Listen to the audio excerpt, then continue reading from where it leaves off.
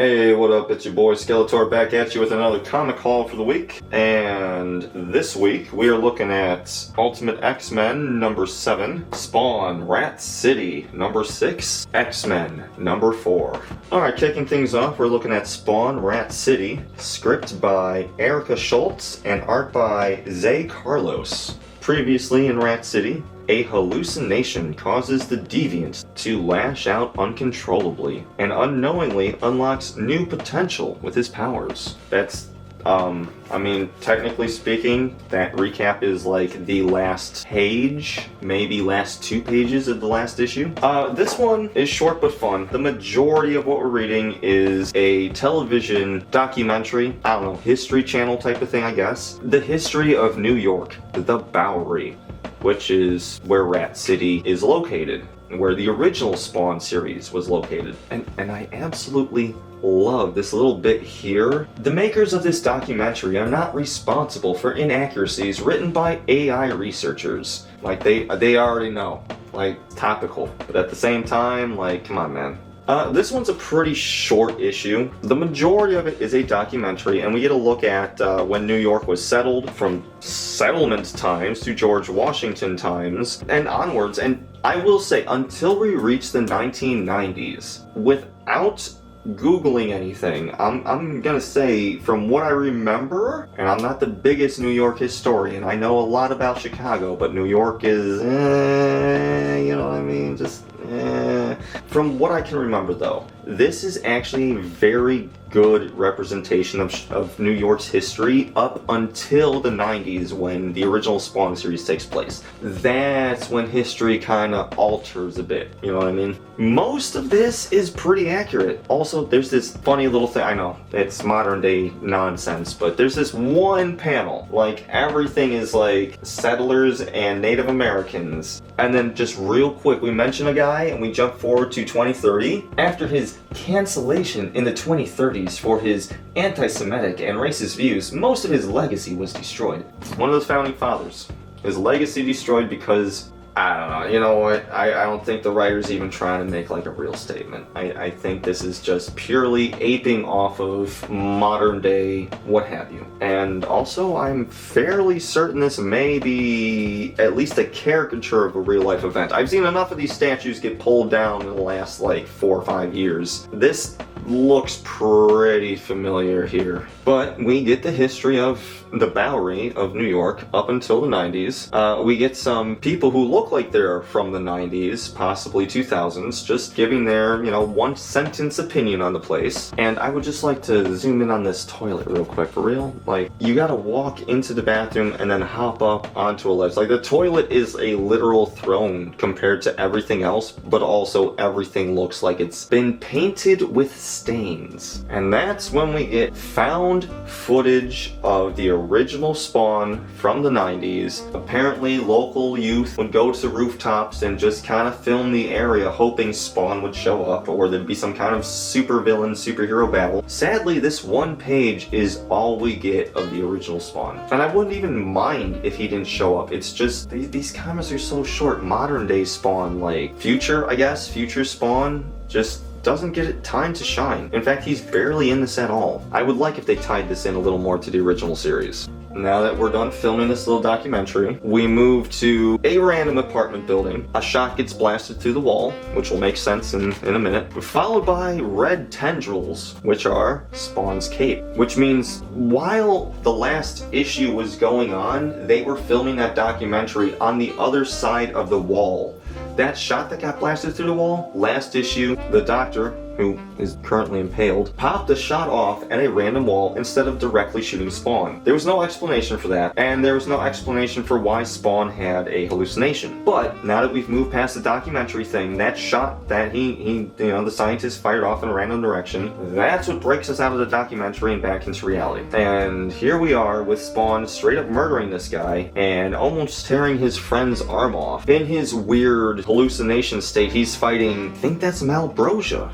I think. That's I mean, honestly, that's one of the big bad hell demons, so, I mean, they all kind of roughly look the same, give or take a few horns that may not be Malbrosia, but still, he comes back to his senses, realizes this isn't a demon, it's just a scientist, and I've just straight up impaled him. And then the cops show up. Spawn grabs his friend's girlfriend and yanks her into the shadows, because at least this version of Spawn has shadow teleportation. I can move from the shadows of this apartment to the shadows of some warehouse on the other end of town. The doctor, on the other hand, gets taken back to PTS Pharmaceuticals, where he realizes his boss is now experimenting on him. And that's where we end things. I'm not gonna say, you know what, out of all the issues I've been reading, this has probably been one of the longer issues since issue 1. And that's not because there's more pages, there's just a lot more words. Like the first, 2/3 of this are just a history of New York, a documentary.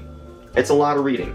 The artwork is still on par. It hasn't gone downhill. It's not gotten worse. It hasn't gotten better, but for what it is, I'm not sure if it's going to get better, and I'm okay with it being at this level. For as short as this issue may have been, plot-wise, it was fun.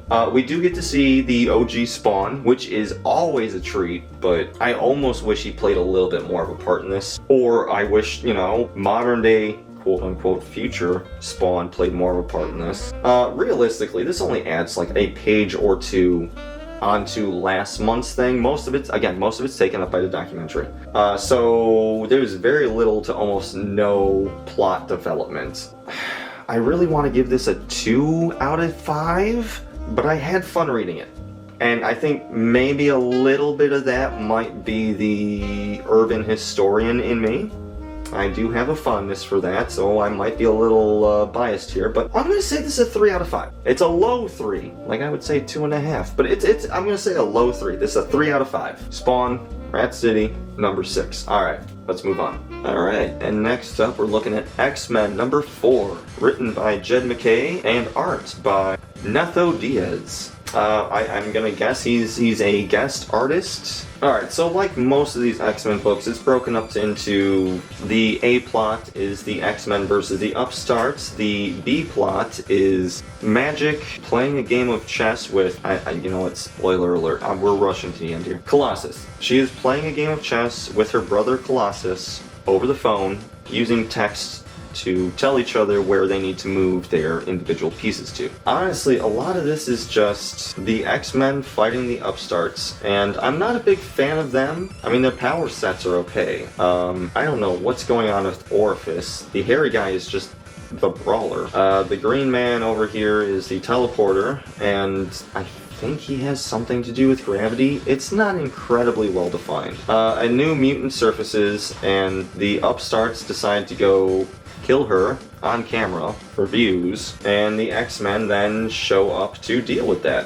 Scott and a few others stay behind to rehabilitate the rest of their base to livable conditions, while Magic, Beast, Juggernaut, and Temper pop in to save the new mutant and stop the Upstarts. On something of a personal note, while their power set isn't bad, I'm not a fan of the Upstarts just because I'm not a fan of this whole social media thing. I'm gonna go out there and I'm gonna do some dumb shit just for the sake of getting views and likes and subscribers. And I know, saying that out loud, I know. That would happen in real life. If random people started getting powers, some of them would be doing some absolutely stupid nonsense for the sake of views. I get that, but I feel like real life wouldn't be as many people as what's showing up in Marvel Comics. I'm just saying.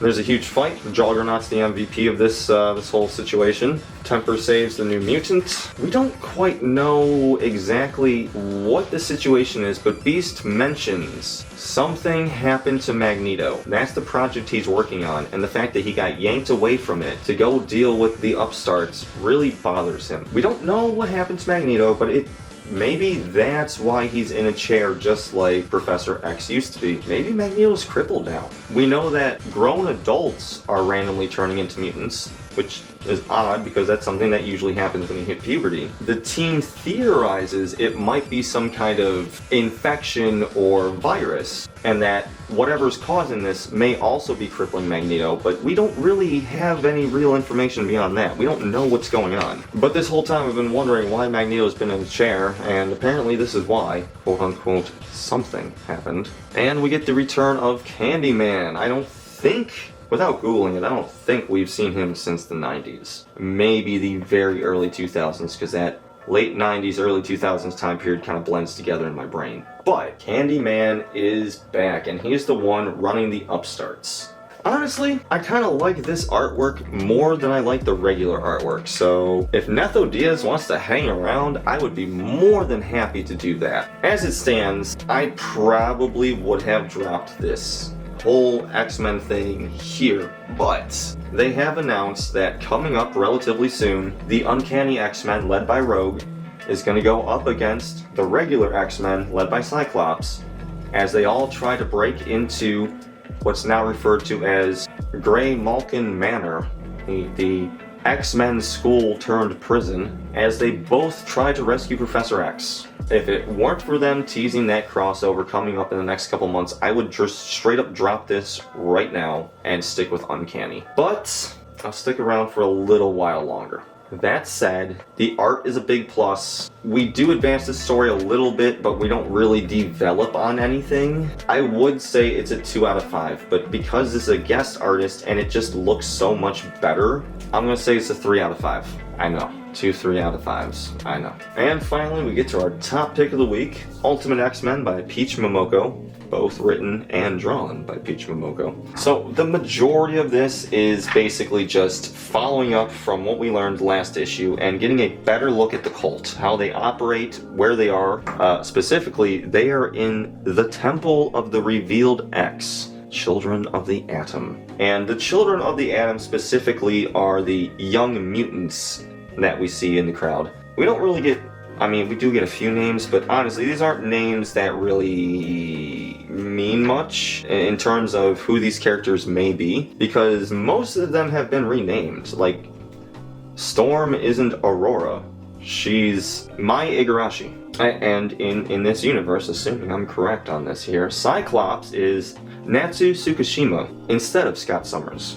All of these characters are way more Japanese-based than American-based, which is fine. Although you just kind of need to keep in mind, again, Japan doesn't exist in the Ultimate Universe. This is the Eastern Kingdom, just like in the same way that America doesn't exist anymore. It's the Western Kingdom. We get a better look into the cult, and we learn that Shadow King, who was defeated last episode, has the ability to unlock the mutant powers of other children, and that one of the doctors who has been helping him out at the cult is Viper. And I'm pretty sure we're talking the same Viper from, if you watch the movies, The Wolverine, but basically like Poison Snake Lady. Also, we see that Storm and Armor, and yes, they do have actual names, but for the sake of keeping everybody on track, I'm just going to use their regular names, Storm, Armor. They're starting a new semester in high school, and they bump into a kendo champ, pro? I don't know what you would call her, but she's very accomplished for a high school student